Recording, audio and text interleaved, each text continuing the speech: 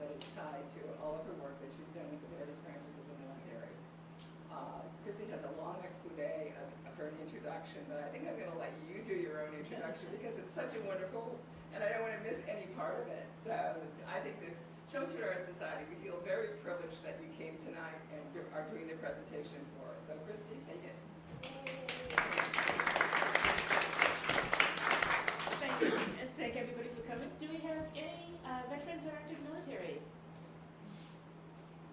Yay, thank you for your service. And if anybody has any questions, just feel free to ask them. It's a small group, so you won't disturb my train of thought. My name is Crissie Murphy. I'm an artist for the United States Air Force Art Program. And we'll start with that one. The U.S. Air Force Art Collection documents the story of the Air Force through paintings, the universal language of art. Excuse me, is it possible, could you speak more into the microphone? Sure. Actually, this is just picking up upstairs, so I'll just try to speak louder. That would be great, thank you. You don't have an auxiliary mic for her to wear? No, we don't have anything with the sound system at the moment. Okay.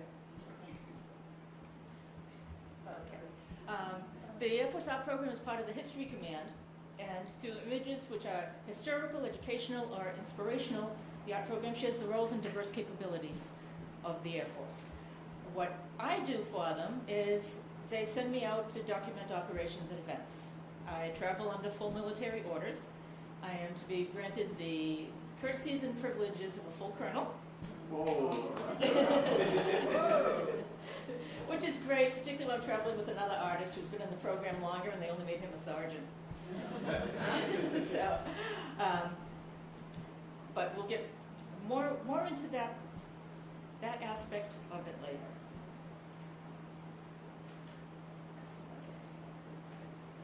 I'm also a member of the American Society of Aviation Artists, and I wanted to get this plug in the front. It's a terrific group. I joined them after I joined the Air Force Art Program because, seriously, it's like bird watching. I had to identify the planes. I had to identify where they were from, how old they were, where they were made, all these things, and the ASAA was invaluable in helping me with that. Two of the founders, you've seen their work. One of them is Keith Ferris, the world-renowned aviation artist who painted the murals in the Smithsonian. And one of the other ones is Bob McCall, and he did the Star Trek posters for Star Trek The Motion Picture, amongst others. Members include everyone from all walks of life. We have NASA test pilots, we have cartoonists, we have teachers, and we also had Matt Jeffries. Any Star Trek fan? Anybody? Matt Jeffries was the designer of the Starship Enterprise. And we also had Andy White, who is the designer of the Black Hawk helicopter. They hold discussions and critiques online when you become a member. You can post your work and have it evaluated by professional aviation artists. We hold a forum every year where we go to a aviation-related site. Usually it's a big air museum somewhere. And we have our International Aerospace Art Exhibit, which has some really terrific art. And at the end of this, I have another slideshow of some of that art. We have monthly Zoom challenges. You can find us on Facebook and join the monthly Zoom challenges and get milder critiques on your work. And also there is mentoring. If you have any interest in aviation art at all, or want to create a piece with an aviation subject matter, look into our mentoring program. We have world-renowned artists who will help you out with, not only with the aspects of the plane, but aspects of figure drawing and perspectives, descriptive geometry, all kinds of wonderful things. So that's my plug for this group. And I have met, being involved with them, I have met some of the greatest friends I've ever had. And the Coast Guard Art Program is similar to the Air Force Art Program. I've only gone on a couple of missions for them. Usually what they do is they have a subject in mind that they would like me to paint, and they give me access to a series of photographs in their library of what would be appropriate. And I do a design, submit it, and end up doing the painting. However, a couple of years ago, I did get to take a sail on the Eagle right into New York City. And it was one of the greatest moments of my life, taking the little runabout out to the Eagle, which of course was parked under the Statue of Liberty. So, and we sailed in with the ships firing the water cannons and everything. It was just absolutely wonderful. And I'll start with the Coast Guard art program. This was the first one I did. They wanted to depict not only diversity, but something that wasn't necessarily about the boats. They had a lot of paintings of the ships, of that type of asset. They wanted to show what else we do. They sent me several opportunities for different topics. I chose this one because when you first look at it, you wouldn't think Coast Guard, but it is a vital part of the prevention of the threats from anti-terrorism, law enforcement on the water. It's just, this is the dangerous stuff that they do. This was part of the sail on the Eagle, and this is one of the photos from the Eagle. There was a stairway right over here, and I ended up hiding out under the stairway and doing some sketches, and that's where I got the finished piece from. And another perk was I was invited to a reception on the Eagle when it was in town in Salem, Mass. And I met the captain and was able to paint his portrait. And when I sailed on the Eagle in New York, I was able to present it to him. This is a piece that was commissioned for the Coast Guard proper. One thing I should add, I work for the Air Force and for the Coast Guard. I'm a volunteer. They pay my expenses, but that's it. I'm not paid for my paintings. I'm a volunteer. I also maintain the copyright of all the work, and I can sell prints and whatever as much as I want, but I'm a civilian volunteer. This was a commission from the Air Force Academy, the Coast Guard Academy. They wanted something depicting their experiences in Vietnam. And this is Grandfather's Letters. It's a young man who happened to be my neighbor at the time. I have a tendency to call on people, say, hey, you're perfect, would you pose for me? And I got him and I got her over here. So, and these are from the Coast Guard Library of reference material. Now, where I started, and a lot of people ask me, how on earth did you get into this? Because this is the type of work I was doing. I did a lot of fantasy work. I was designing the little pewter figurines for Dungeons and Dragons. If you know anybody that collects castles, little castle figurines, I probably did half of them. And that was the type of work I was doing. And my dear friend Jim read about the Air Force Art Program and said, seriously, you need to look into this. And he kept bugging me about it. He says, this sounds really cool. You really want to do this. So he convinced me, and one day I looked it up and clicked on the link and got all the information. I was juried in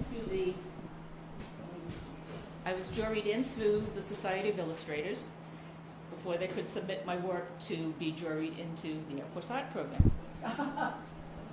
And I got in. And I thought, oh, this is nice.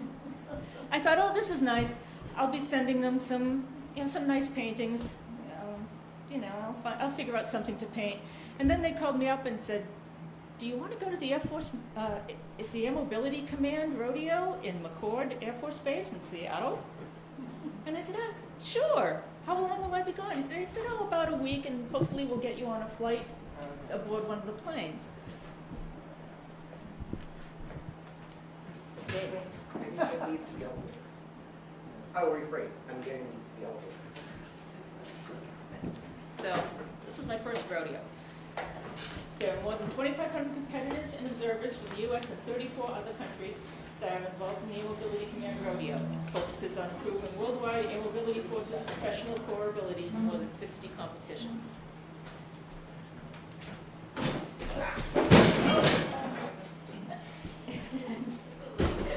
And one of my friends, one of her first questions was, how do you shop for that?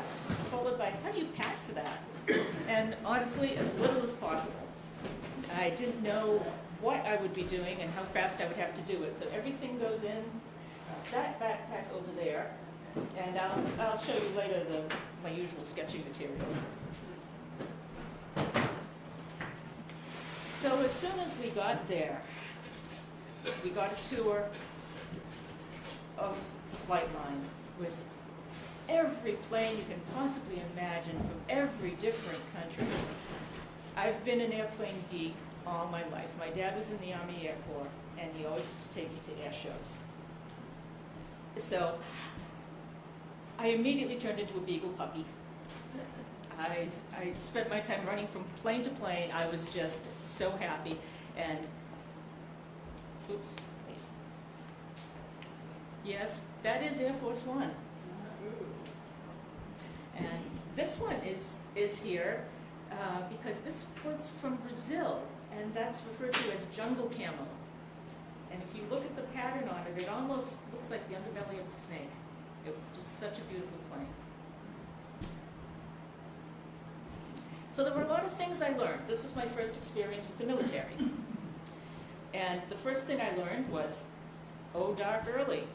Everything starts to happen around 5 in the morning. The second thing I learned was, don't stand behind a plane because you encounter something called crop wash.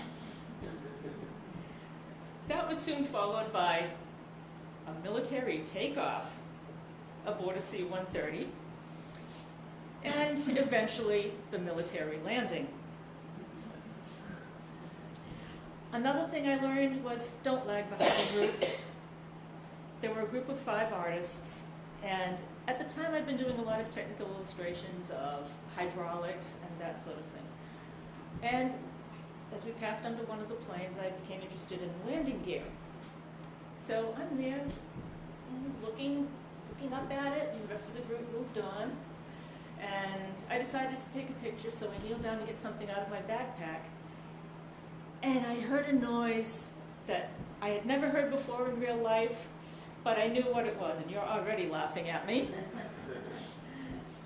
It was the safety being taken off a gun, and then this huge man yelled something at me. So it was something about my hands, so I put my hands on the ground like this. Now, I was there for, it felt like 5 or 6 hours, and the rest of the group caught on. They were just over at the other plane, and they caught on to what was happening. And my dear friend Priscilla came running across the tarmac, waving our orders, going, "Yoo-hoo! Yoo-hoo!" And it's funny, he took the orders, and he read them, and he allowed me to stand up, and he shrunk down to about the size of my nephew. He was all of a sudden a normal person again. But I learned, stick with the group. Oh, there's one other thing before we get into this that I want to mention.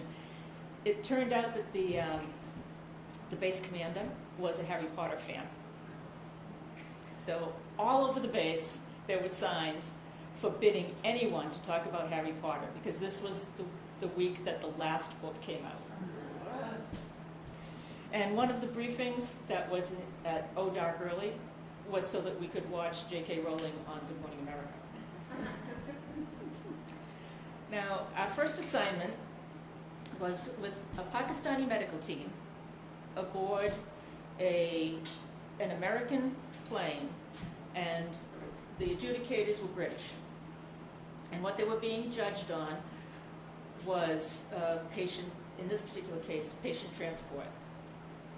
And they had hyper-realistic mannequins. It started out with the triage of the patients on the ground, where they had various medical emergencies, so the medical teams on the ground were being judged on what they were doing. From there, it went to the setup of the stanchions and the cots and stuff in the back of the plane. And buttoning it up, taking off, and dealing with any medical emergencies that the mannequins had on the planes. And some of them were very realistic. I learned not to look too close lest I become a medical emergency myself. And then landing and transport. And these are the notes I took as they were setting things up.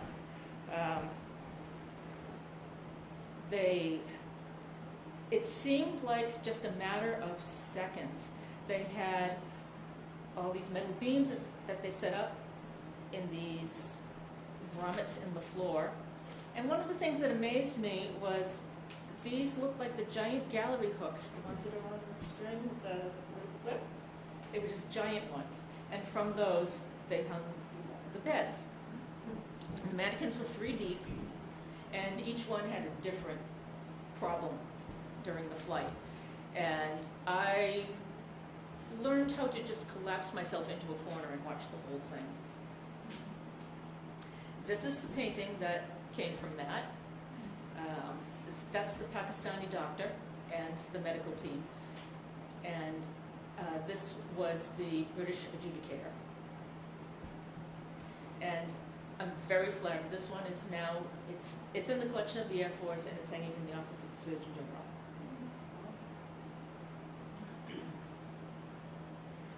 While I was up there, they allowed me up on the flight deck.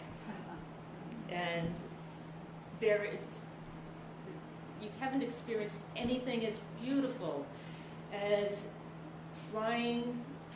standing on the flight deck of a C-130 as it's flying over the mountains in Seattle.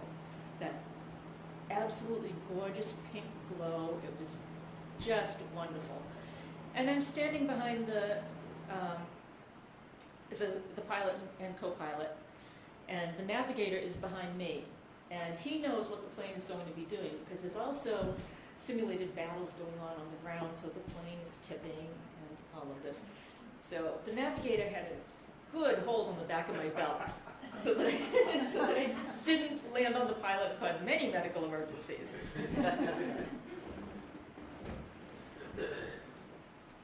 And this was, as I was standing there, just gasping at the beautiful sight, he turned to me and says, "Oh, yeah, the view is pretty good from the corner office, isn't it?"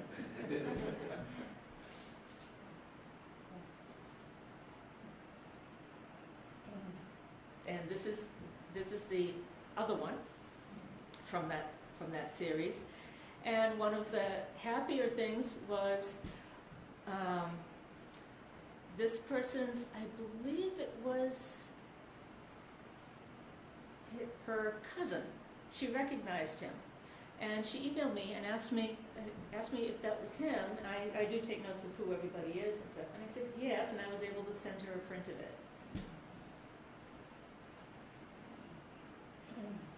While I was there was a special reception for Purple Heart recipients that were present at the road. And that's where I met these 2 guys. They were shot, their MH-53 Pavlo helicopter was shot down in Fallujah. And as they were telling me the story, which this is the gist of the story right here, this gentleman, Mac, was telling me the story with acronyms and hand gestures and great enthusiasm. And Tom is standing next to him, very quietly translating. So he said, and the RPG came through the windscreen. And he's saying, a rocket-propelled grenade came through the front of the helicopter. So after I spoke with them. We were taking a tour of the other teams and the other tents and all the other events that were going on, and I realized that I really had to paint them. And this was a story that needed to be told. And up until that point, honestly, I really didn't paint people that much, but I knew I had to paint them. So our escort went in one direction, and Priscilla, the one that was waving the orders, she went off in another direction, and they managed to find them and get all the contact information. And they worked with me over a year to create the painting. They sent me the official mission documents. I sent them rough designs, and they corrected me when I was wrong, such as I had a beautiful color study done, and that's when I found out that they were flying in the dark. So I managed to look up where the moon was that night. I had their exact coordinates so I could tell where the lights of the city were.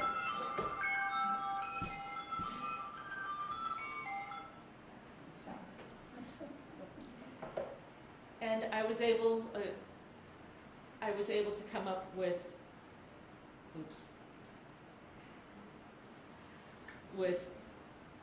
this as sort of an homage to the big beautiful helicopter, and I was able to work out what had happened, the way to depict that. The way I did that was through a series of small photographs in the back here. Feeding the artist.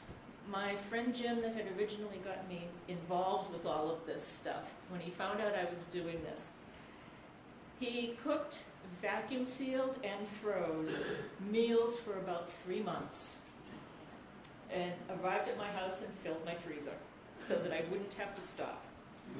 And it was an interesting effect doing this painting.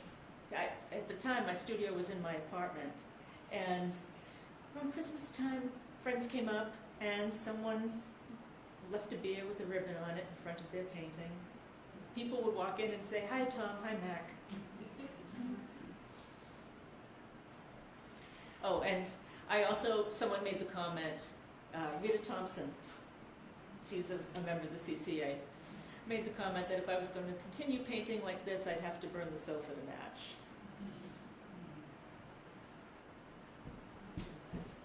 And, I said that twice, I must have thought it was clever. But that's the finished painting, and it was presented at a black tie ball hosted by the United States Pentagon. And here are the two guys all dressed up. They clean up really well. And Tom presented me with one of his battle flags. He had taken several into battle. And he presented me with one of those in a very heartfelt letter thanking me.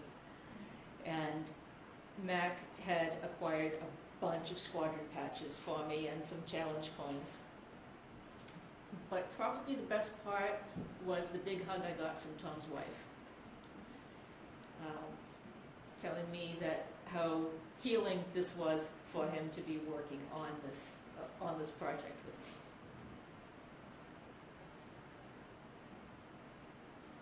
me. Another mission that I took was Patriot Defender training.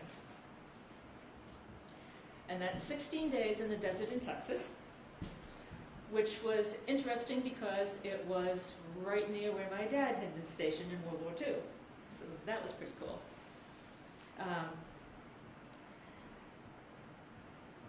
The week that, the second week of the training was the practical training out in the field. And they had an area that they referred to as the Citadel, that they had built out of shipping containers, and it looked like the world's best playhouse for children. It had turrets and towers and walkways and hidden stairways and stuff, and surrounding it was a village. And what this was meant to be was the insurgents had control of the Citadel, and the group of training officers that were doing the training, they were the insurgents, And our troops had to take the citadel and maintain it and learn to interact with the villagers.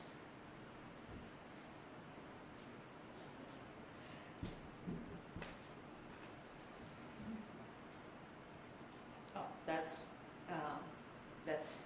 one of the paintings I did of the guys as they were storming the citadel. The biggest problem I had was, as I was trying to sketch or trying to take a photograph, they would look at me and smile. So it's really unsettling when they have a gun pointed at you and they look at you and smile. So this was up at the top. This was a tower. This was a bridge that went between two parts of the building. And as I was with the insurgents, so I could photograph everybody coming towards us, and sketch them coming towards us. Once they got there, grinning every time they saw me, I had to pop up like whack-a-mole, or else I'd get them smiling behind a gun with a little puff of smoke in it, which was even more unsettling. But once they got there, they took a break and they were sitting outside the citadel, which reminded me, of course, of Monty Python and the Holy Grail. So I popped up and told them to go away or I shall taunt you again. And then I had a bunch of guys with big guns sitting there laughing at me.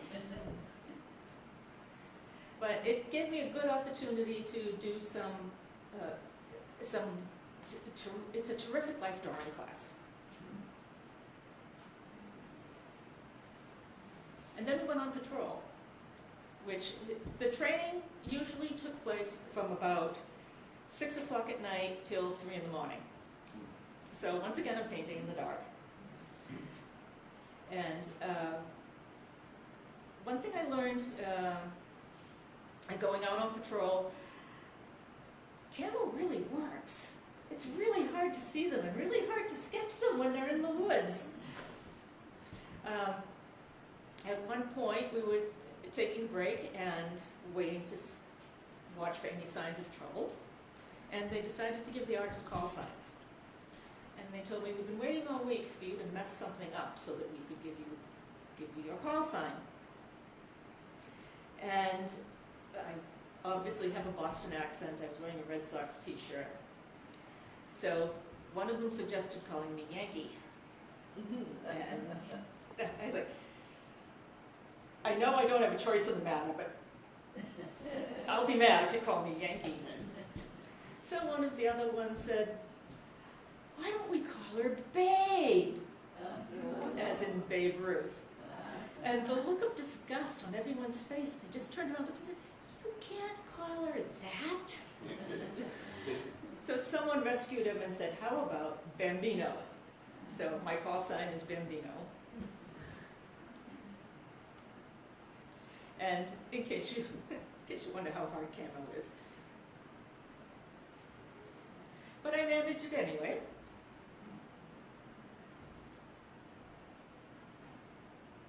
We also had gates at the front that were occasionally under attack.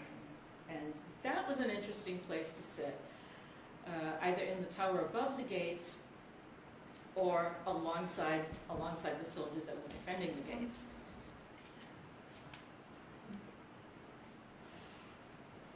This young lady was absolutely beautiful, and she really drew attention. And there were 3 artists on this trip, and we were following her around. And she didn't really know what to make of it. She's like why are you always taking pictures of me? And one of the other artists, Allison, turned around and said, it's because you're both beautiful and badass.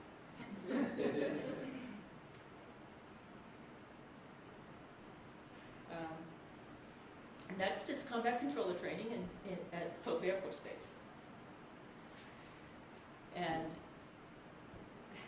this was one of the most difficult experiences. 20-mile hike through the woods and an obstacle course, and just racing from site to site. What their plan was they hike through the woods, go through the obstacle course, load onto a plane, parachute into the landing zone, secure it, set it up, set up radio communications, and land the plane.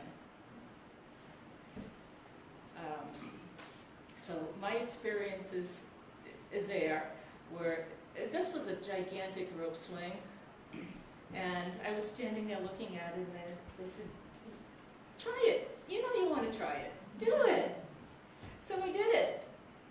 And when I got to about here, they said, you have to let go. And then, of course, I was, at that point, I had my Aussie hat on, and I had my sunglasses. I thought I looked great, until the commander turned me around, and I found myself face to face with one of the biggest spiders I've ever seen in my life. And I teleported and tried to climb into his shirt pocket or something. And somebody there said she looked really great until she saw the spider. More sketches on site. There is where they are landing the plane.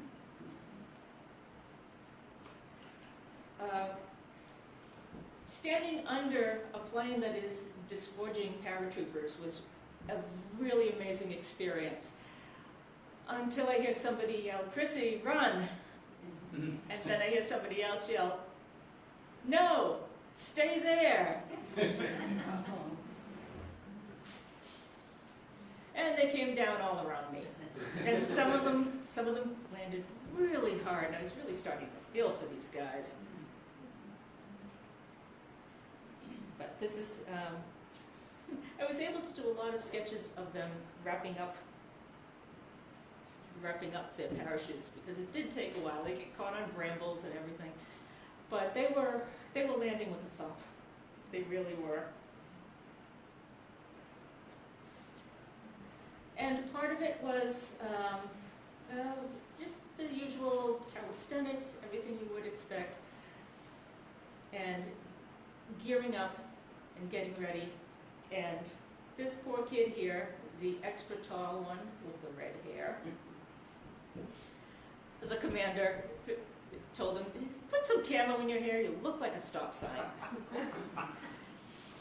But like the woman at Fort Walters, he's the one that drew my attention. And this is him right here.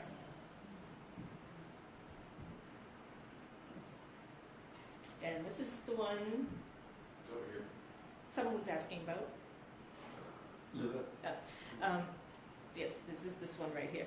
This is as they were loading onto the plane for the jump. And I had to put it together out of various photographs.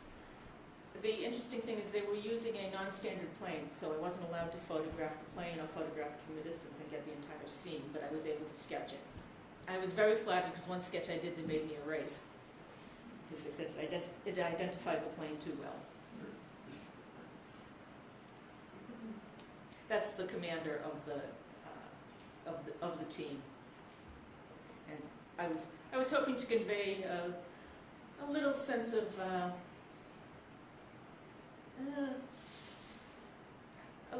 wariness as he's loading all these young men on who are going to jump out in a minute.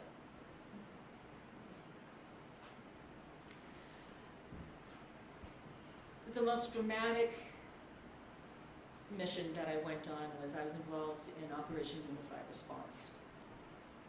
That was the first wave of relief efforts after the Haitian earthquake.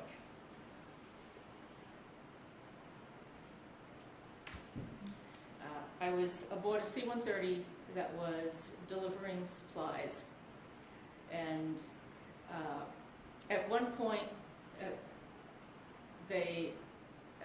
we were in Homestead Air Force Base, waiting to get over to Haiti.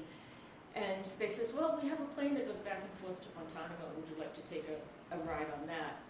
So we did, and the pilot called me over when and told me to take a picture of this because this was as close as they were allowed to get to Cuban airspace.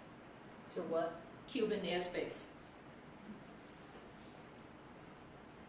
And I got to spend a couple days out on the flight line with the helicopter pilots. And since I already had a lot of fun with helicopters, that was right up my alley. And eventually they let me even climb up to get close-up pictures. And this is the piece. It's in the National Museum of Naval Aviation in Pensacola. And I like to, they had asked me from the very beginning to focus on personnel and just the nuts and bolts of what's going on. They said we have a lot of dramatic work. We just need the day-to-day stuff. And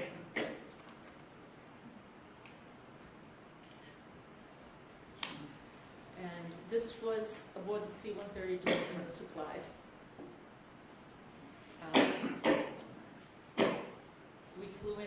We flew in late at night, and I woke up in time to see the loadmaster sitting there going through his inventory.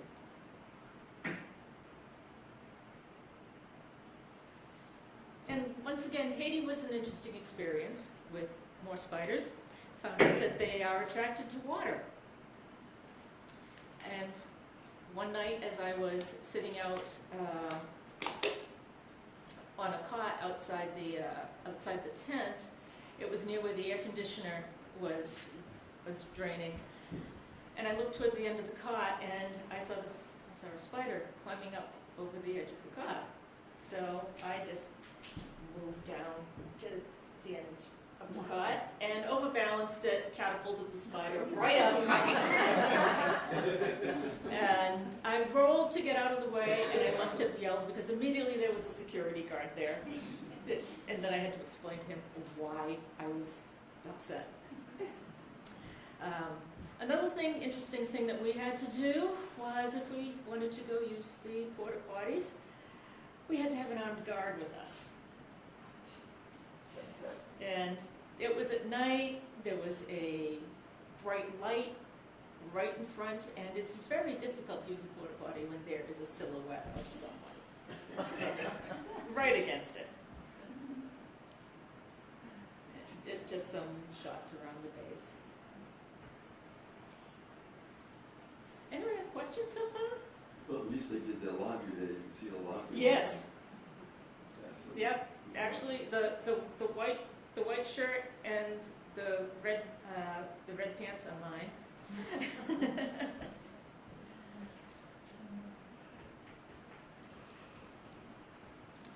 There was a crowd at the gates waiting to get in and waiting to get a flight out. There were also several organizations that had orphans that they were transporting. There was one in particular that was transporting them to Montreal. And they were all waiting to get in, all outside the gates. We were allowed out of the gates. We took a convoy drive.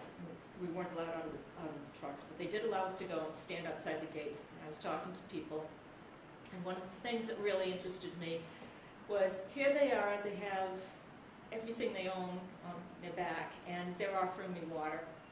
They're offering me, one person had this wonderful sweet rice wrapped in banana leaves, and they were offering that to me as well. And they were very curious about my sketchbooks. So this group here, they're handing around my little sketchbook, taking a look at it and commenting and critiquing. And it was a very nice time until the UN peacekeeping team made us go back in because there had been gunfire down the road. This little girl broke my heart. She was just such a pretty little princess, and she and her grandmother had been sitting there for days, just waiting for some kind of aid. Everywhere we went, we had a guardian standing on the roof of the trucks, or the Bluebonnets were there with us. This gentleman was our convoy driver, and he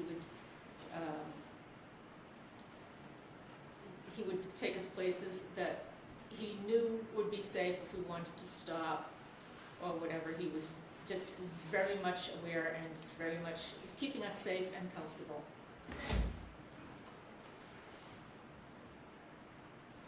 And there was always someone up on top watching over us.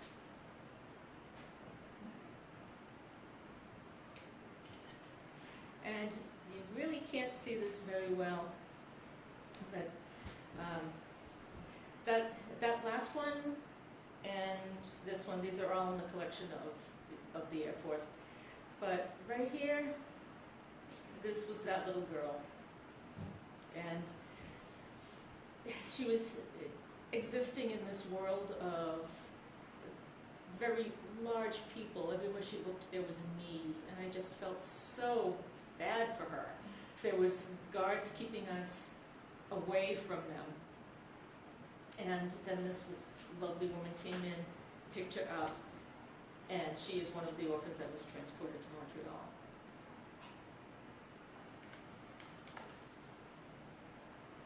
A portrait of one of the men that was standing outside the gates. Just had this look of kindness and patience on his face. And that's what I looked like by the time I left Haiti. Sunburned, my hair standing on end, and if you ever doubt the work that our troops put in, they were, as soon as we boarded the plane, they were all laid out on the floor, sound asleep.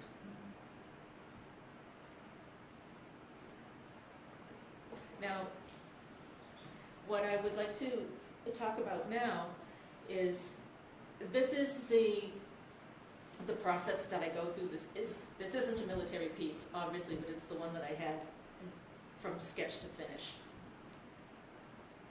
So it starts with the small sketch in my sketchbook, usually from a photograph. This one is exactly from the photograph because that photo was just too perfect. And I'd blow up the sketch on my computer, transfer it to the canvas, and fill in the darks first. And then I always work on the faces, because if you can't get the face right, the whole thing will be off.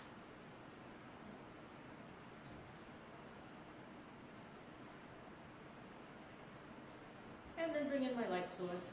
And it's also difficult to know when to stop. I had to force myself to stop working on his sneakers because they were fine just as they were. And that's the finished piece. And that's the finished presentation.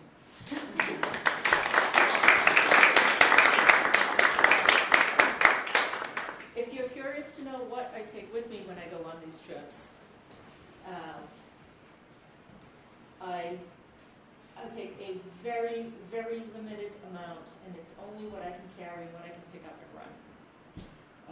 And usually everything is orange, because orange stands out against the green, which is why all my canvases are primed in orange, because I'm primarily working with greens and dull colors. All you need is a bullwhip. Yep. Well, you need a really good hat.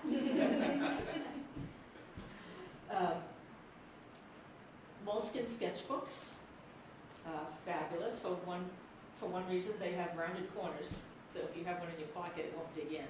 And also, the paper is somewhat slick, so if you have a soft lead pencil or a Prismacolor, it can glide right over it. You can draw so quickly. I also have a couple of, I forgot to mention this originally, but the ASAA, the Society of Aviation Artists, also puts out a couple of, it's 4 times a year. They put out a nice, slick magazine regarding aerospace art. It's always a thrill when you get in here. This is a painting by my friend Kristen Hill. She has gone a little bit further beyond aviation art. She has been having great success as a plein air painter, and she was up in Gloucester this past October, which we painted for a couple of weeks. Now, do you still do this type of work in the military? Yes, I do. I do. I have some rough. I have to get to the Coast Guard pretty soon. The Air Force Art Program took a bit of a hiatus. The last administration cut the budget. And we're trying to get it started up again. We had a big event last year in September at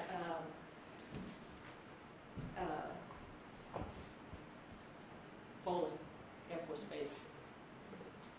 Washington, D.C. Yeah. What's the other name for bowling? Andrews. Andrews. Thank you.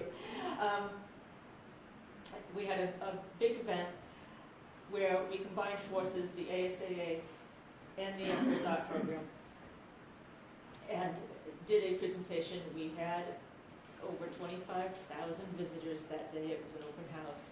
And we had a section set up that was for children that wanted to draw airplanes. We had little models, and we had some of our artists there in a teaching capacity, and others there just talking about the program. So we're hoping to get a good jump start. And how did you get started with your art? Are you trained by some school or your own training? I've been drawing all my life. My great-grandfather was a painter. So my grandfather, my mom, all of us, I have sketches that my grandfather did in the trenches in World War II. World War I, excuse me. But I went to Massachusetts College of Art with my husband Tom. We both made it through the illustration department. But to be honest, I have learned more in the past 15 years working with the Air Force Art Program and the ASAA than I learned in 4 years of art school. A lot of it is interacting with the other artists and learning tips and tricks and shortcuts. And when you're working with people that have been professional illustrators, renowned professional illustrators throughout their entire career, that really is a great role to draw from. I have a question. Could you just talk a little bit about how you transfer the image, your sketch? You use your computer and transfer it onto the canvas. You enlarge it, but can you just explain how you do that? I tried. It can get much bigger than, What are you working on your computer? Do you have Photoshop and InDesign? Oh, no, I just actually, I would take a picture of, if I was trying to pick my dog, I'd take a picture of the dog and put it in. I don't do the sketch because I can't draw, so I kind of cheat with the photograph and then try to stretch it, but I can't really stretch it as big as I want, and I'm just kind of curious how you get it onto the canvas. I'll take whatever I can print, from the photograph, and it might be this big, and then I use like the carbon paper and kind of draw over it to get kind of just a framework, I have, depending on what my background looks like, I have a graphite paper, which, yes, I did carbon paper, but it's graphite instead of that gooey purple stuff. Okay. And there's a company, I believe the name of it is Sorrel. Yeah. Tom, okay. Yeah, I'm Surround- not sure what it is. Okay, it's Sorrel. And it's like a white chalk on one side. And you can order it from Amazon or Blix or wherever. And that works really well on anything that's a darker color. That's like, I use that on the orange because the gray from the graphite fights, it jumps. So I use the white. So that would do it, the color of the canvas is white, right? No, I always prime my canvas.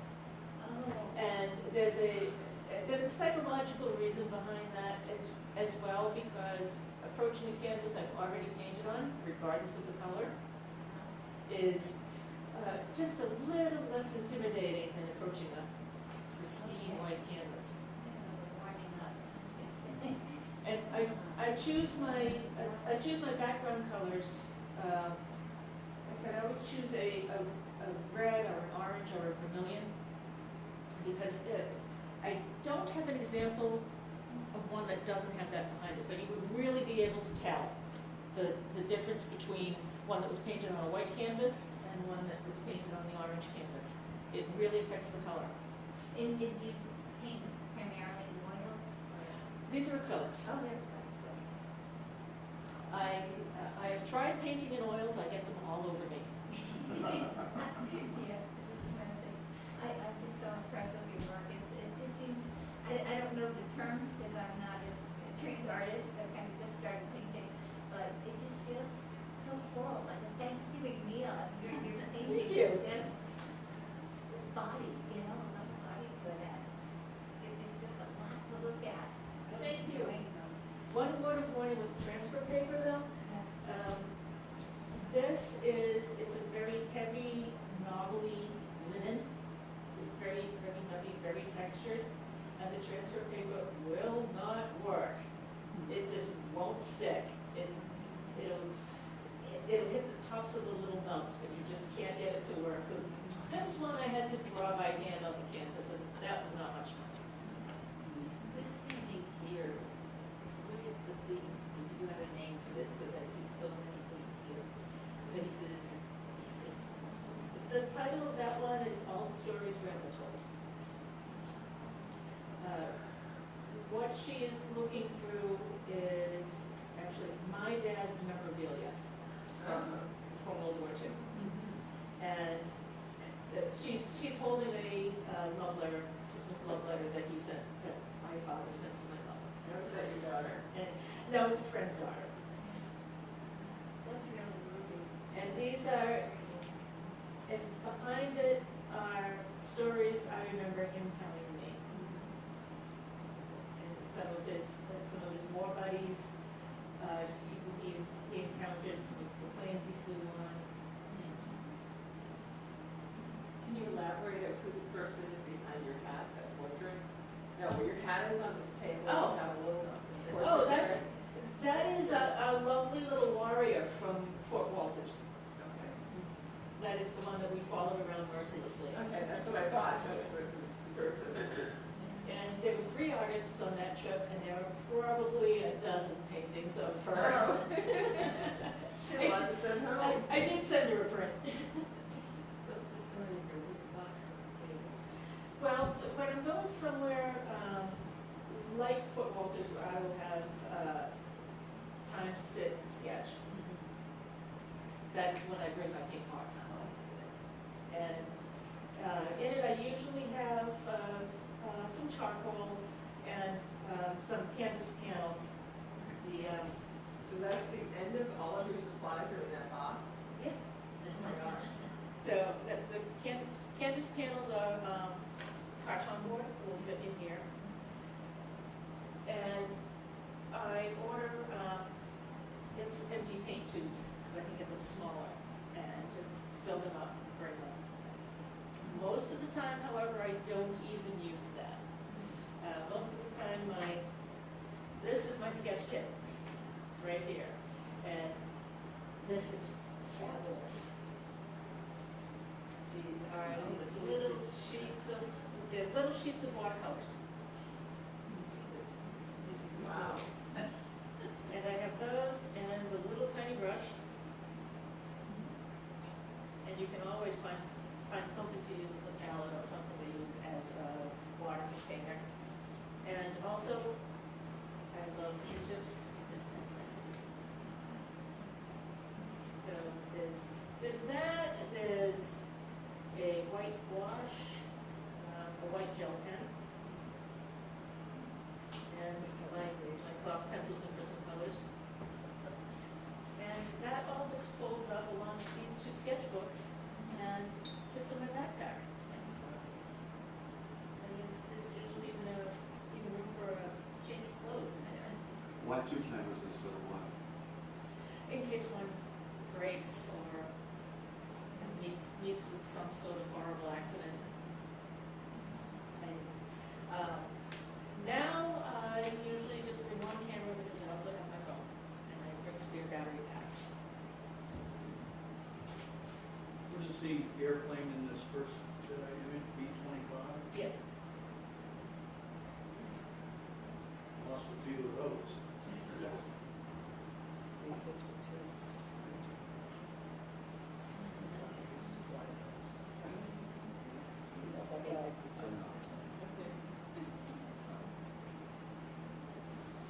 What plane is that big rotary engine on? Oh, that's a Brooklyn Wildcat.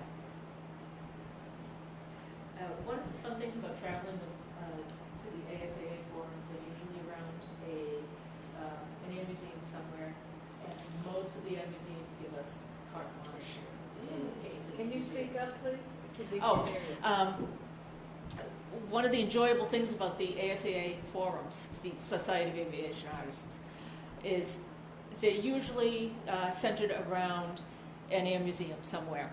And most of the time, the air museums give us carte blanche to go in and paint.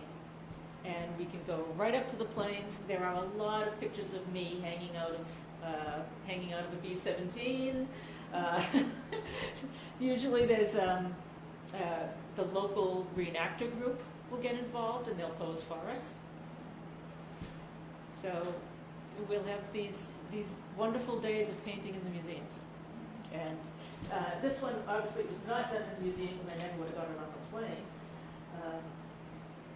But that's from the museum in Palm Springs. Have you gone to the museum out at Wright-Patterson in Dayton, Ohio? Oh, yes. Yes, as a matter of fact, that one, this one, and that one have all hung there. That one won the Boeing Spirit of Flight Award.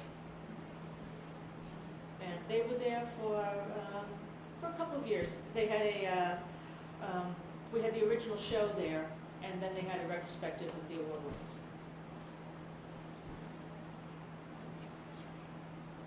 Where are you headed geographically for your next job? I don't know.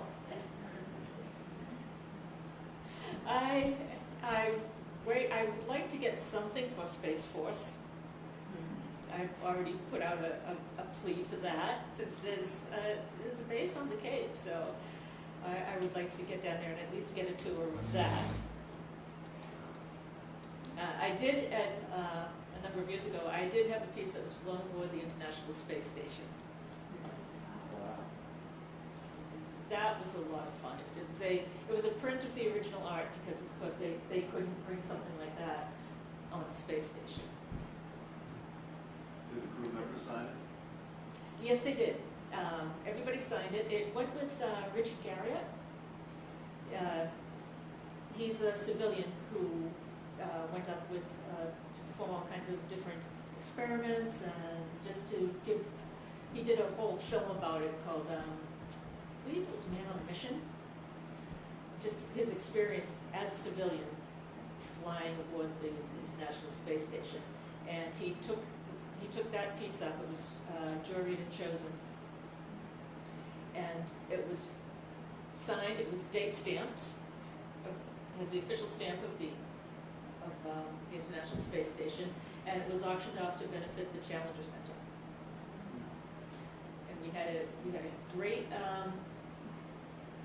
a great opening reception in New York City, and I got to dance with Buzz Aldrin. This is very interesting. I didn't know this whole thing existed like this. It's with office and services. It's been The Air Force and the Army have an incredible art collection. They have Winslow Homer, of course, Norman Rockwell, Remingtons. I always get those two mixed up. I got a tour of basically their underground bunker in DC where they store it all. And it was amazing. They had these big, like the racks from a carpet store. These big racks with all the paintings hanging on them. And they pull out a drawer and it's paintings that were confiscated during World War II. They had one that was of Hitler dressed as a knight on horseback, and the painting had been bayoneted, and they chose to not restore it because it's part of the history of the painting. But that one was eerie to see. And there's a lot out there in the art world that we don't know about. In the olden days, when you took a tour of the Pentagon, if you walked through the hallways, you saw all the paintings on the wall. I don't know if they're still living those tours. No, they're still there. It's still there. Many of those paintings are still there. And actually, in the USAA headquarters in San Antonio, they have a lot of paintings also. But I don't know if they were commissioned or if they were just done by... Most of those are Air Force Art Program. 16 of my paintings are currently at the Pentagon. I don't know just where. They may be in someone's office. I understand that every year after they have a turn-in every 2 years, and then it takes a tour of all the bases and all the related museums and stuff. And I understand that when it comes back, the paperwork is crazy, people filing for those paintings. I do know one of mine is in the Office of the Surgeon General, and I believe Telling the Story, that's the one with Tom and Mac and the helicopter. I believe the Assistant Secretary of the Navy has that. He was a relative of one of the boys. So you made prints of most of your work, is that? Yes. And you have a studio up in Lowell? Yes. And you have your prints other places too, I assume, for sale? I did have some of this one in the Air Force Museum in Dayton. I have to get more done. That one sold out. Does anybody buy your paintings or they're owned by, like, how does that part work? Well, usually when the Air Force wants a commission for say a retirement gift or something like that, they would commission me to do it, or another one of the Air Force artists. So, and that's where the big bucks come in. Yeah.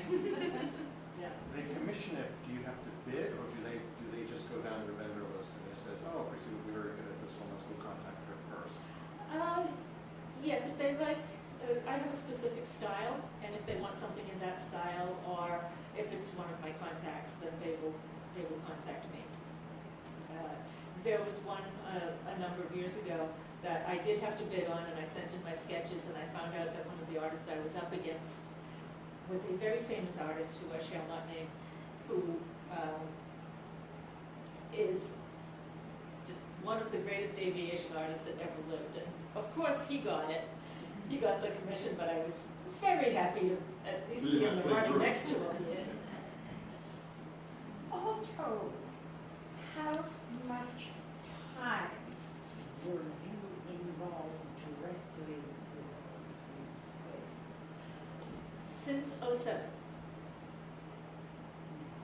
I went to the Immobility Command Rodeo in 2007. And how do you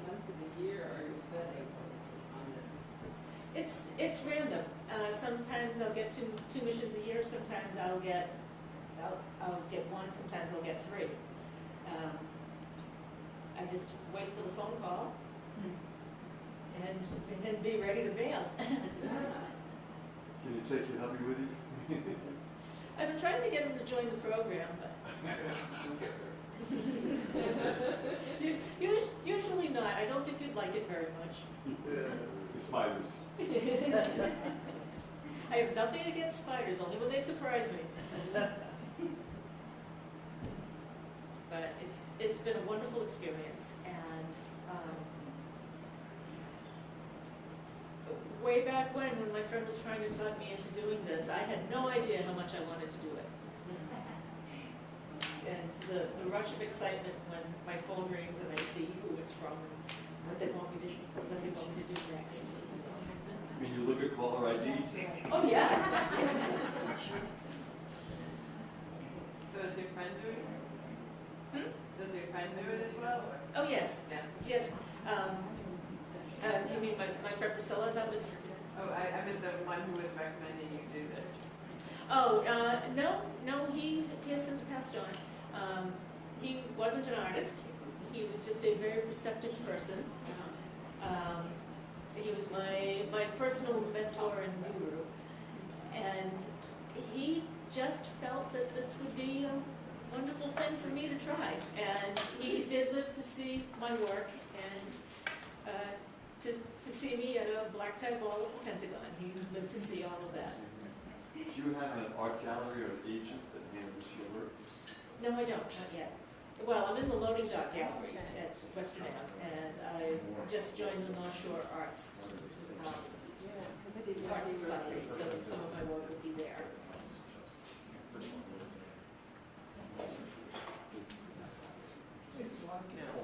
Thank you. Thank you.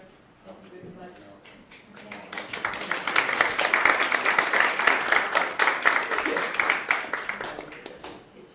Just wanted to thank you very much for the presentation. I think we all enjoyed it so much. It's a type of art I didn't realize was out there, and found it intriguing. I'm sure she'll let us go through her sketchbooks and everything else. If you Quite a pleasure. If you look up the Air Force Art Program, you will be amazed at the artists who are in there and the type of work.